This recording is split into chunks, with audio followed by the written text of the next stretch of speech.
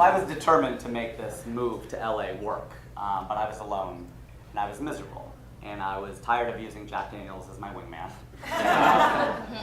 So I picked up a copy of The Game by Neil Strauss, the guy who wrote the Pickup Artist book. Yeah, I know, it's so douchey, but I was desperate, and it's a despicable thing to do, but I had no game at this point in time. My game was to beg, basically. That was.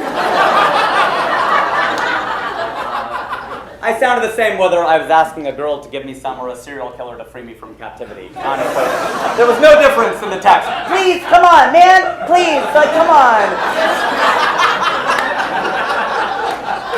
Why me? What have I done to deserve this? So I had no game, and people are always like, does the game work? Does it work? I'm like, yeah, it does. I originally read it for personal branding reasons, and that's why people read The Game, right, as a brand manager. But it does work, and I wish I had a story to go along with it, but it was so straightforward. I would meet a girl at a bar, I would walk up to her, I would use the techniques, I'd get her phone number, we'd go back to my place, we'd hook up, yada, yada, yada, and that was that. The only time I got a little bit of resistance was initially this girl told me, she goes, well, I've got a serious boyfriend. I go, you need a funny one. Boom!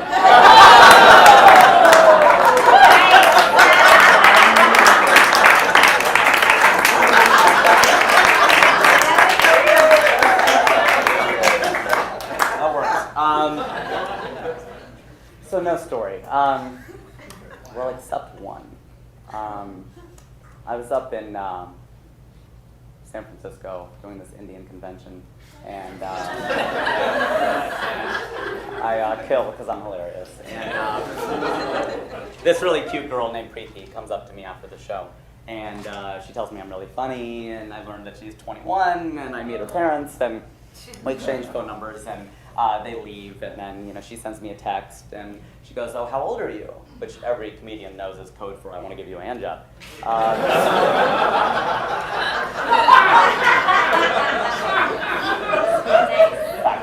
Okay. So I text back. I do the honorable thing. I text back, I'm too old for you. And she texts back, no, it's okay, because you're cute. Okay, I'm 34. Have your parents drop you off.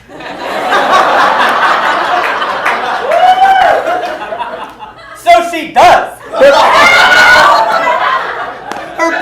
Her Indian parents drop her Indian ass off with a guy they don't know from Adam, or from Anand at least, and they drop her off, and she wants to know where I am, and we're texting, and I go, I'm at Starbucks, and I made it sound like I'm sipping a mocha indoors instead of creepily posted up in my rental car, which of course I am.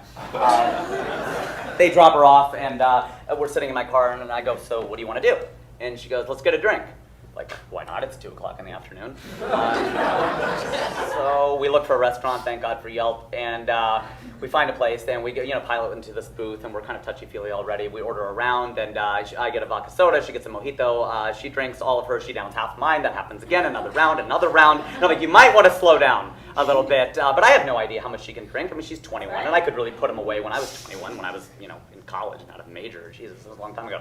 And so, I don't know, she weighed like 100 pounds. I'm like, you might want to slow down, but she doesn't. And I eventually, we're having a good time, we're laughing, and I go in for a kiss, and she goes, no. And I'm like, yeah. I'm like, thank you, girl, thank you. That means so much more than a guy be like, what's up, bro? Like, a girl, thank you. That was exactly right. What's up with that, son? That was great. And so, yeah, she just goes, no. And I'm like, why?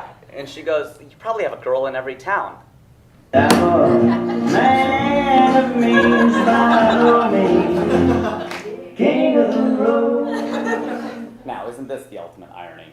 Girls will not hook up with me now because they think I have too many girls.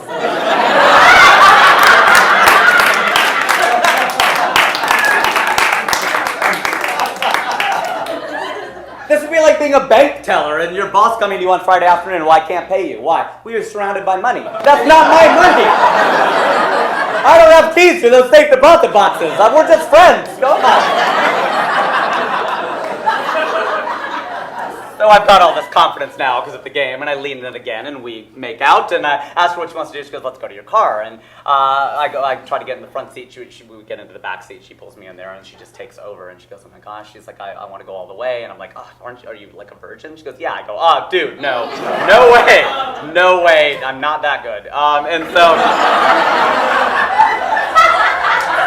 that could be debated. And so I was just like, no, I can't. And she goes, well, do you have a condom? And I'm, always the truth teller. I'm like, yeah, they're in the back, but that's not the point. And so, we did a few things, but it just felt like, no, I can't really do that. It just felt whatever. So I'm like, I'm going to take you home to your parents. Let's just stop right here. We'd gone far enough. And I just go, no. And she goes, okay, well, I'm going to call my parents. She's like, by the way, I tell my parents everything. I'm like, oh, that's great timing there. Thanks for telling me that now. And we're driving to her parents' place, and we have to pull the car over 5 times because she pukes 5 times. All over the car, herself, outside. We get home to her parents' place. Her dad is already standing in the driveway. I'm expecting a lecture or a punch to the face, and I totally deserve it. I bring home their daughter drunk, and the sun is still up.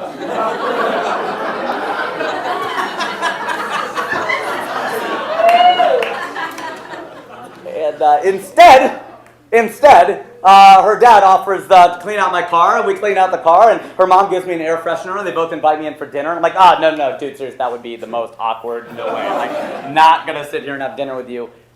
Free dinner, though? It's free dinner, right? Drinks were kind of pricey, and she had him in her for like an hour. So, yeah, what do you have? Chicken tikka masala? Okay, I'm in.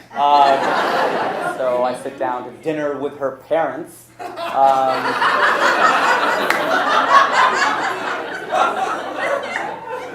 passed out on the couch, okay? And she wakes up and she starts stroking, she sits down next to me and she starts stroking my leg under the table, Wedding Crashers style. And I shoot her this look. I'm like, dude, cut it out, seriously, And she just flashes this big grin at me, and I'm like, no, seriously, please. And the pleading that is obvious in my eyes, she reluctantly stops. And I extricate myself from the situation. And her parents offer to pack me food. So Indian, I know. I'm like, no, I can't. I have the decency to say no. But mostly I didn't want to ship back the Tupperware containers. So, a few days later, Preeti calls me up, and she goes, yeah, I talked to my mom, and she said it was not right of you to do that. It was not right for a middle-aged man to do what you did. And I was like, wait, middle-aged man? Does this mean I'm a man?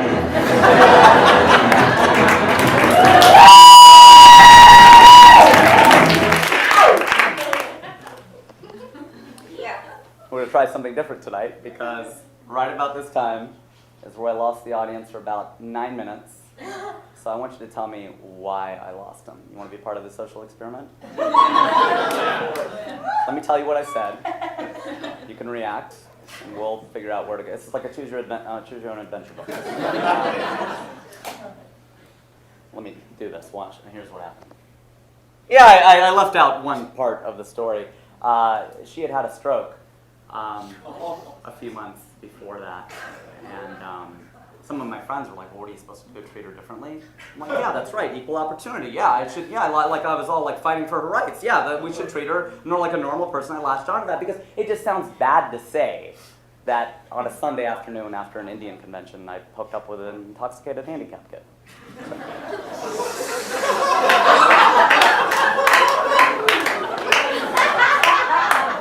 It's a phrase, hook up, right? Hook up.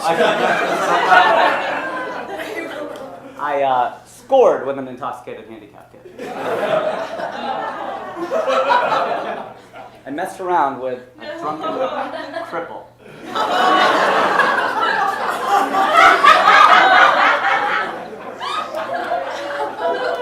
We'll work that one out. I'm not really sure where I lost him. Brain damage. Brain damage? Tried brain damage? Romance. I romanced. Yeah, let's workshop this. It just sounds bad to say Sunday's okay. Sunday, day of God, maybe not. Saturday, that's the Sabbath. Okay, Friday, weekend. On the weekend, I romanced. We sound like a European. Okay, romanced a retarded. What'd you say? No. What is it? Indian chick. Now you've heightened it. That's even worse. Mentally challenged. White. That's more privileged than white. Still, just make her white in the story. Special needs. I romanced a special. Yeah. Okay. Let's try it.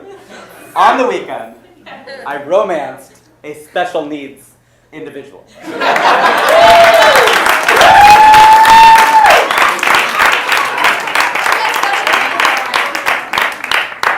that? So she has special needs. She had special needs, and I took care of her.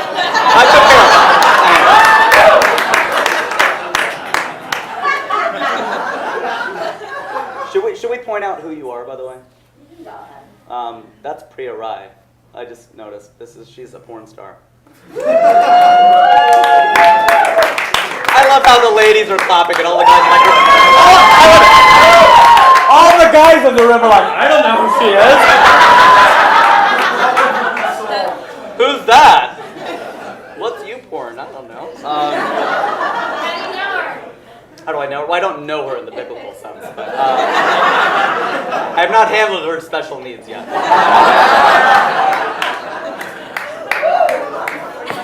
You don't hook up with Indian guys? I read your Twitter feed. No Indian guys? I'm changing your mind right now, right? Yeah, okay. I'm getting to that. I gotta call back. Okay. Hey, it's Rajiv Satyal. Please like, share, and subscribe.